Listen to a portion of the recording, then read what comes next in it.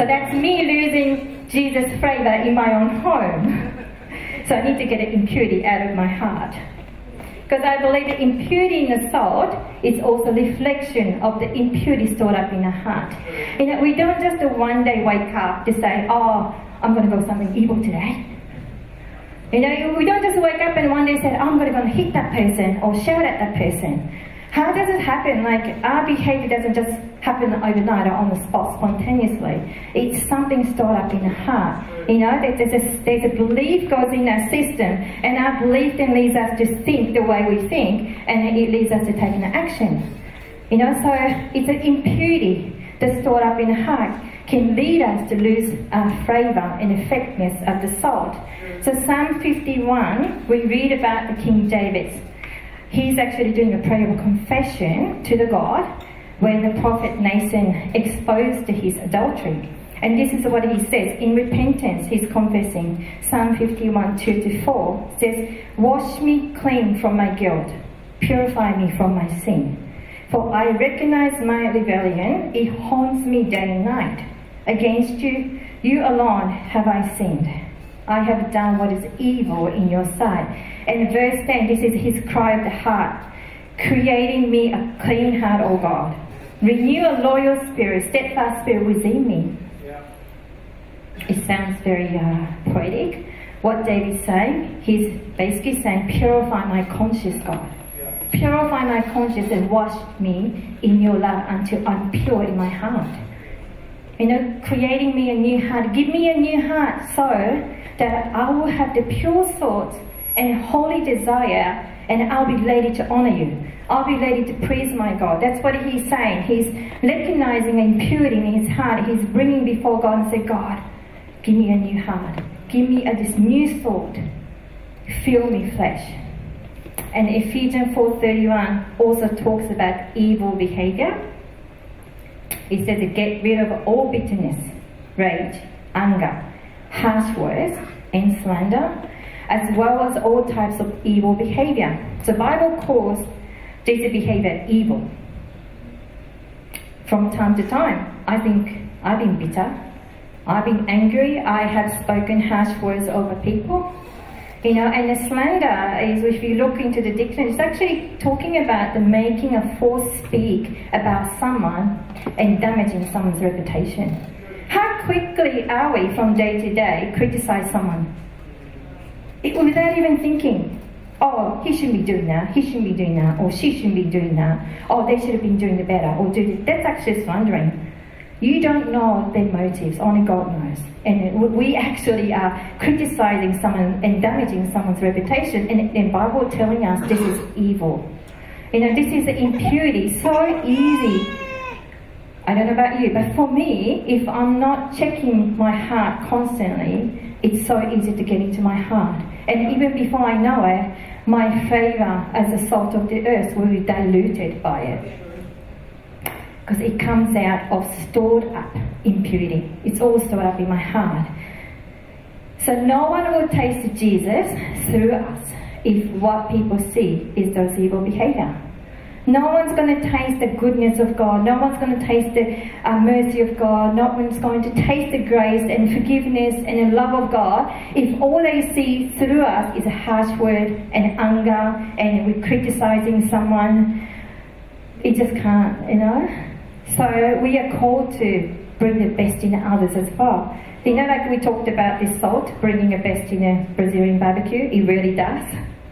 You know, salt is also used to bring the best out of its flavour on the food. So we are also called to bring out the best in other people in our life as the salt of the earth. We are not meant to be harshly criticising people, but we should be the one so they can taste the goodness of God and love of God and grace of God and forgiveness of God through us. And as a result of it, the people will see there's something different about us.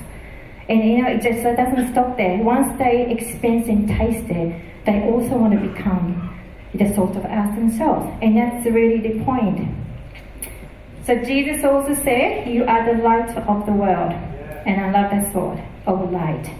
In Genesis 1:3, first chapter of Genesis, it says light was created by God. And when God said, let there be light, And then there it was. It's just amazing. What is so amazing? Let there be light. It's just that. It was the first sign of divine operation into the world of darkness. And then the Bible goes on to tell us that he then separated light and the darkness. You know, so the light represents God and darkness represents the evil force that opposes God. But God created both, so he is in control of both. You know, there's no reason that we need to be afraid of darkness of this world, because we are the light. Because Jesus is the light of the world. His Spirit is in every believer, and we are meant to be the light in the darkness. So when we walk into the dark situation, when we walk into the places where there is no God's love, there is no God's grace, we are the one lighting that up. You know, like when we walk into the dark room, what's the first thing we would normally do? Turn the lights on. You are that light. Yeah. We just have to remember, all we have to do is turn it on.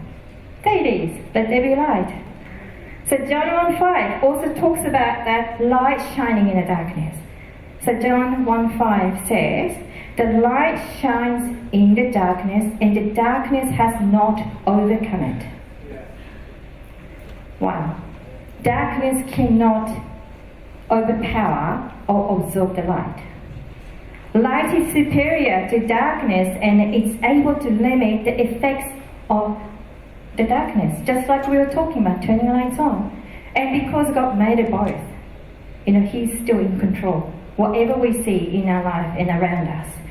So that us, as a follower of the Jesus, is the light of the world because of the Jesus himself, the light, but also his character that we reflect into the world.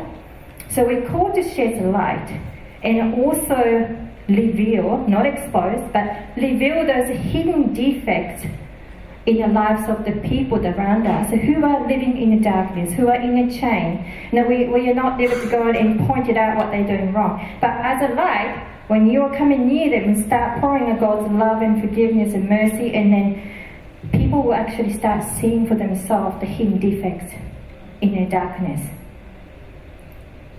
Because we have this distinct character of the Jesus. So it also says in 1 John 1:5-7, this is the message we heard from Jesus and now declare to you. God is light, and there is no darkness in him at all. So we are lying if we say we have a fellowship with God, but go on living in spiritual darkness. We are not practicing the truth. This 1 John 1:5-7 means a lot to me. I love the verse 6 says, so we are lying. We're lying if we say we have the fellowship of God, but go on living in a spiritual darkness. And we are not practicing the truth. As simple as that. Because the light here is talking about God's character, God himself, forgiveness. What is the true and what is good, what is the holy. And darkness is actually talking about what is the false, what is evil, sin, sinful natures. I remember one time, nobody knew that I had a struggle in my heart. I was struggling really with my anger. And it went on for weeks and weeks, and I just couldn't get over something happened. It was beyond being salty. It was evil. You know, everything came out of my mouth becomes so not right. And even my husband would say, what coming out of your mouth is not right. You need to do something about it. I just couldn't take that on because I thought I had the right to be that way because someone wronged me.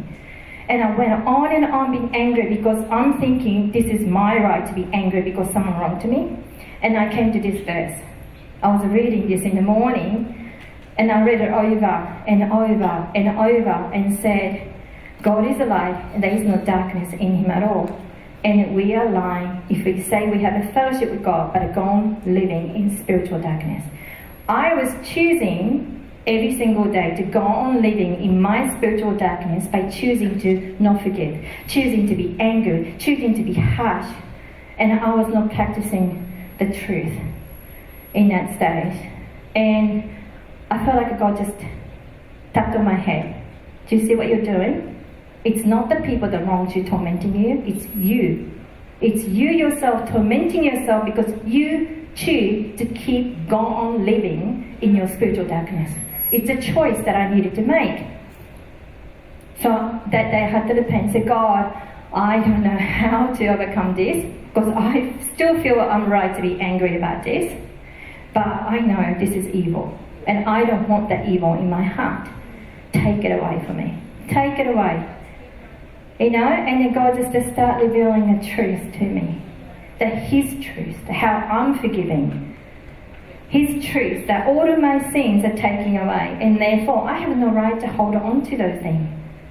I can't say to God, God forgive me, but not you. You know, and God just really strongly spoken to me about it, to say, that's the only way you'll be able to let your light shine. You know, let go. Stop choosing to go on living in a spiritual darkness. Because we as a people of light are to walk and live in God's forgiveness ourselves. And what is true, and what is good, and what is holy. So we can't claim walking in what is true. In and behind the door, all we're doing is actually choosing to walk in the darkness. You know, then we are not practicing the truth. And we have no fellowship with God. That's what the word tells us. And you have no fellowship with God. In that place, I didn't have any impact. I didn't have anything to bring into the world but a harsh word in my bad mood and anger. I don't think people want to be around me in my state, because the light is meant to affect its environment. And so we as a light of the world, are meant to be affects the environment and being distinctive, like a salt. We are supposed to have that difference. So when the people see that Jesus' followers, the believers, visibly different to the rest of the world, we'll be able to impact them with God's love and truth and what is good and what is holy. Ephesians 5:8 says also this, for once you were full of darkness, but now you have a light from the Lord, so live as a people of light. Once you were full of darkness, I was. I think we all came from somewhere before we found Jesus. We were all living in a spiritual darkness where there was no God's love, there was no forgiveness, there was no mercy, but it's evil. But now we have the light. We have the light from the Lord Himself. So we are called to live as a people of light. And I love how Jesus said, let your light shine.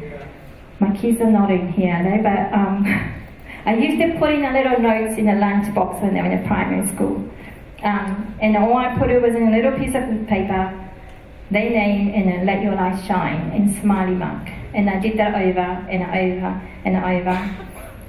Because I knew when I was preparing them to go to school as a little kid, I was sending my children into the dark world. You know, I wanted to encourage and remind the children they have the light in them, and they can shine the light, whatever they face at school, whatever they face in their day. Let your light shine. Let your light shine before men, that they may see your good works and give glory to your Father who is in heaven. And it says in Matthew 5:16, the aim of good works is to point the people to God, not to us, but to God. So we are able to do good works because we know God. We know His light. We know what is true. We know His love. We know His forgiveness. So we may point others to also experience what we experienced ourselves. To experience God's forgiveness. To experience God's love through us as we let our light shine. So that they too may become the light of the world as a result. Not just stopping with us. And then there's an example of the Apostle Paul in the New Testament, how his old life was to persecute the Christian, to kill them. He was so focused on killing a Christian, evil. He encountered Jesus, he saw the light, he was changed by the light. He spent the rest of the life taking the light into the darkness, telling the people about what Jesus has done. And then in 2 Corinthians 5:14-15, this is Paul wrote and said, Christ's love compels us, because we are convinced that one died for all, and therefore all died. He was so compelled by the love of Jesus that living for himself was not an option for him. Once we see the light, we receive the light, we taste the goodness of God. Living a life of self, I don't think is an option.